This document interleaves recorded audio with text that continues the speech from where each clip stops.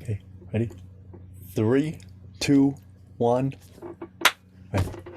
Hello, everybody. How's it going? Welcome to another episode of An Experiment Called Life. Hopefully, you can still hear that with me clapping. I don't know why I'm doing the clapping, just wrecking it. As you can see, the podcast is going very, very well. That's why we've got this amazing studio space now. And I've got my lovely assistant over here on the right. So if you have any questions, feel free to just ask them to her, call into the show, and then she will ring them by me, and then I will probably not answer them. But thank you so much for watching. I'm so excited.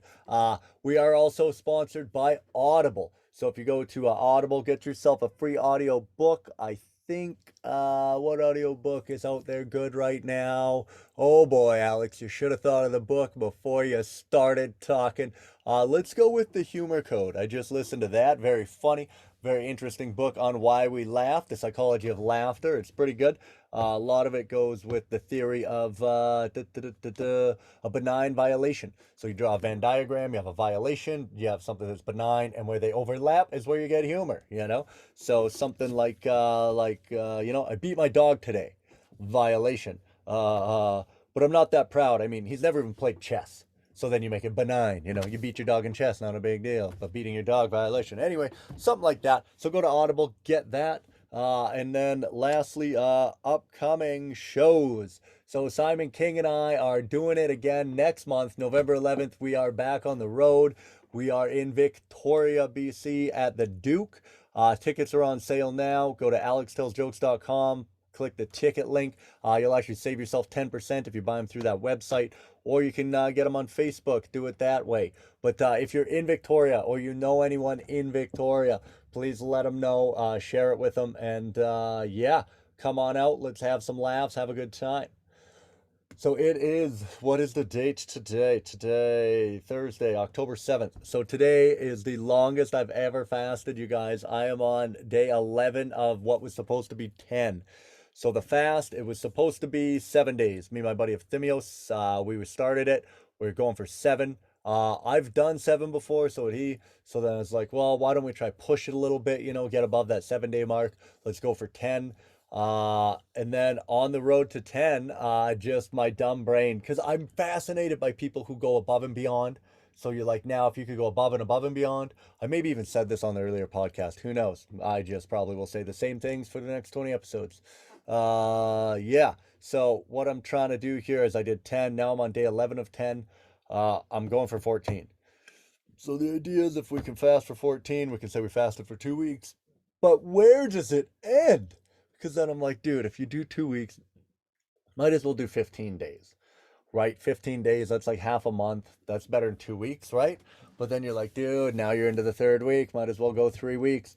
Definitely won't do that. I think 14. I'm already missing Thanksgiving dinner, but luckily we're doing it the following weekend anyway at my parents. So that's pretty cool. So I have to come out of the fast and get my gut back up to speed to get ready for that big gravy boat that's coming, man. What better way to come out of a fast than to have a lovely turkey and stuffing and potatoes Thanksgiving dinner, man. I just make that shit into a gravy stew. I'm such a fat kid, you guys. I've always been a fat kid. I just can't help it.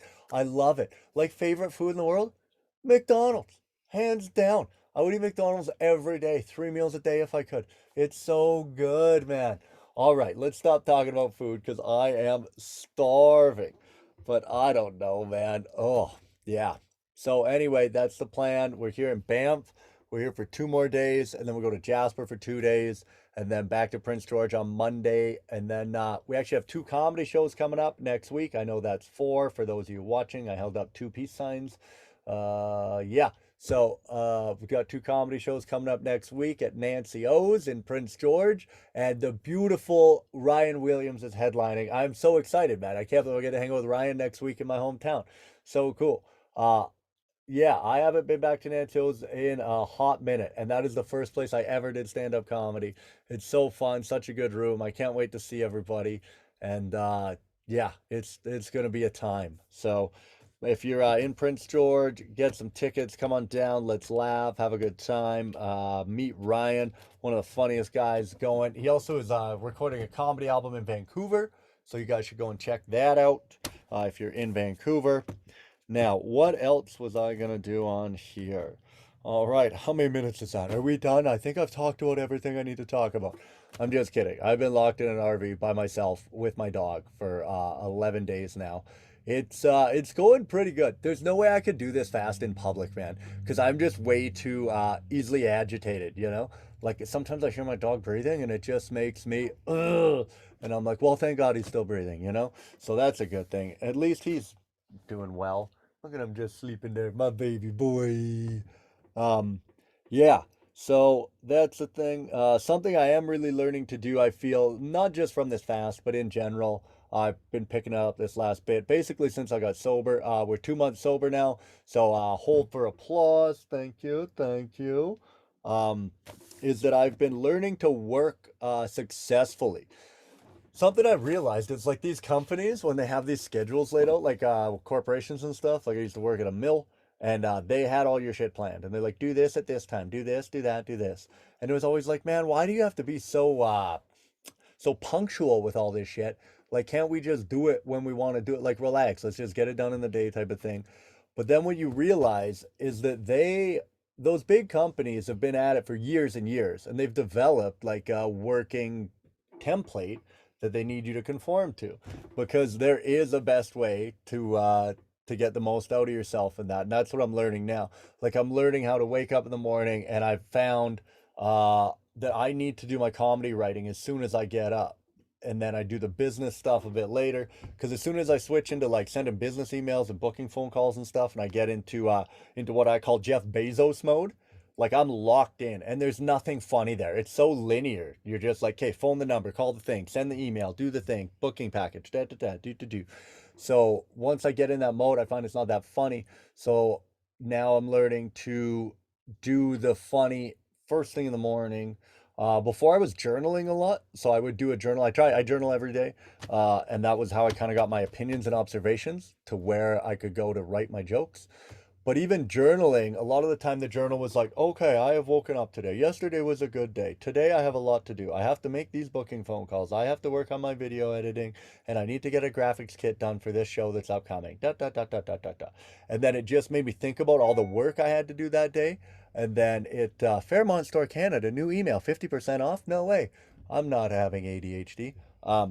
So then I would start thinking about that. Then when I start thinking about that, I would focus on that, and then I would just go right into that, and I wouldn't really focus on the funny stuff. So now I'm working on writing the stand up first thing in the morning, and then I'm going into like, and when I say stand up, I mean I'm actually like trying to write. I'm trying to write longer form bits now, so I'm trying to get more cohesion between my sets because I seem to like putting things into chunks. I need to put in transition pieces. Like everything I do is like boom, boom, boom, and there's not a lot of cohesion there. So I'm trying to get that smoother and try actually write a bit more long form stuff. And I think it's working well. It's good. It's very hard, and it's something I've kind of been like putting off. And that's usually the thing. If you're putting something off, it's because it's difficult and you don't, you're afraid to do it or whatever, and you don't know if you can do it. And that's what I'm finding now, man. Comedy's a roller coaster, dude. Like, a couple weeks ago, it's like, dude, I am killing it. Like in Saskatoon, I was like, I am on fire. I am so good. I got this figured out. And then 2 weeks later, I won a goddamn cupcake at an open mic in Vancouver for being the worst comedian on the show. So I'll tell you, like I quit drinking. I've gone now 11 days without food. And I will tell you, the hardest thing I've ever tried to do in my life is stand-up comedy. It is impossible, man. Yeah. So, but we're getting better, man. We're figuring it out, and I think it's just a slow, steady thing. And I've been reading books on it and doing lots of writing and all of that. But there's only so much you can do. Like you have to just get up there and do it and keep trying and keep practicing. And that's part of the game, I think, man. Like who is it there? I don't know. I always think of it like hockey. Like if someone asks me how to take a slap shot, I'm like, oh man, you hold the stick and then you smack the puck, right? Like you could read probably tons of books, watch videos, everything teaching you how to do it. But until you just get out there and start shooting pucks, man, you're not gonna know what you're doing. So that's kind of the thing. I just need to keep being patient with myself, keep writing good material, and then yeah, go from there, and we'll get there. So, but yeah, I'm learning to be an efficient worker, I would say. So we're getting all of that stuff going. I'm very happy with the trajectory that my life is on right now. Being back in the RV this little bit with Finley has really reminded me what it's all for, man. Like why I quit my job and what I'm doing. It's the freedom and the excitement and yeah, you're just out there, you're chasing the thing, man. It's like every day I wake up and I'm just like a hamster in the wheel, man, and it's just so much fun to chase the dream, dude. And I think that's something I'm very grateful for and that a lot of people never really get to do. What do you think, assistant lady? Is this your dream? For those of you listening on audio, you'll have to watch the video on YouTube and you'll see my lovely assistant here. She's very, very good, very expensive, and so is this beautiful studio that I'm in. That's why I'm making the big bucks so I can get good stuff like this for you guys. Uh, yeah. Other than that, not too bad. I'm a little nervous about the drive home. It was snowing here today. All right, Alex, that's how you know you have to end the podcast. It is you are talking about the weather. Okay. So anyway, you guys, that's all I really had to talk about. I'm just trying to get this podcast going again so I can get used to doing some more long form stuff. Uh, and then kind of go from there, get more used to talking in front of the camera with nobody there. Plus, I think that I need some sort of an outlet to just ramble my thoughts on. So I read Peterson's new book, and in chapter one, he talks about a guy that he was working with, like one of his clients, a patient for his psychology, for his therapy. And he said the guy would come in like week after week. The guy lived in an isolated situation, all alone, and was very reclusive. And he would come in and see Peterson every week, and he would talk to him about his problems. And Peterson would try and give him tools. So he would use like tools, like a psychiatrist does. Say, hey man, maybe for that you could try this, or like try this practice or this. And he said it never really worked, and him and the guy would just butt heads a lot. And then Peterson, out of frustration, is what it sounded like, decided this week when his client came in, he wasn't going to offer him any advice or tools. He was just going to sit and listen to the man talk about his problems. And he said that was when he had the breakthrough. And then Peterson couldn't believe this man immediately became like his mood was uplifted, his energy was better. He started making better social connections in his life. Everything started to kind of fall in line and be more positive.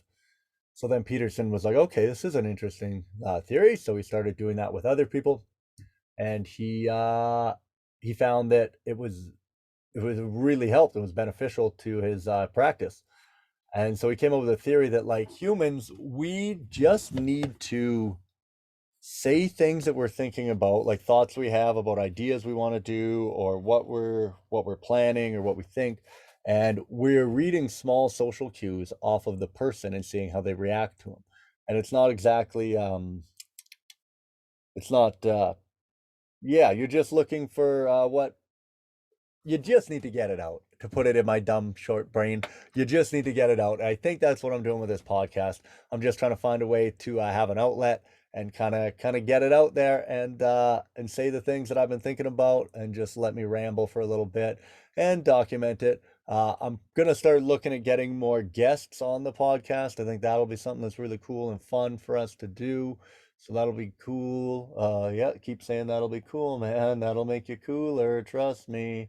Uh, but yeah, and then you know what we're gonna do every week now? We're gonna do the top TikTok of the week. So we're gonna close out this episode with this week's top TikTok from my TikTok following. It is here we go. It goes ready? My mom pays for sex all the time. She doesn't know though. She thinks I'm borrowing money for groceries. Oh, Alex, you got it, man. Just hopefully mom doesn't listen to that.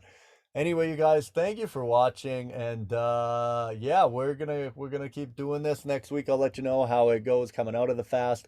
Maybe next week we'll do a podcast with Ryan Williams, because he will be in Prince George where I will be. And then me and him will make our jolly way down to Vancouver for the following week. So yeah, thank you guys. I love you and appreciate you. Take care of each other out there. Please give me a follow on any platform. Alex Tells Jokes. If you know anyone doing any show or that lives in Victoria where we're doing the show, please let them know. And yeah, I love you guys. And don't forget to brush and floss. All right, now how you end this bloody thing?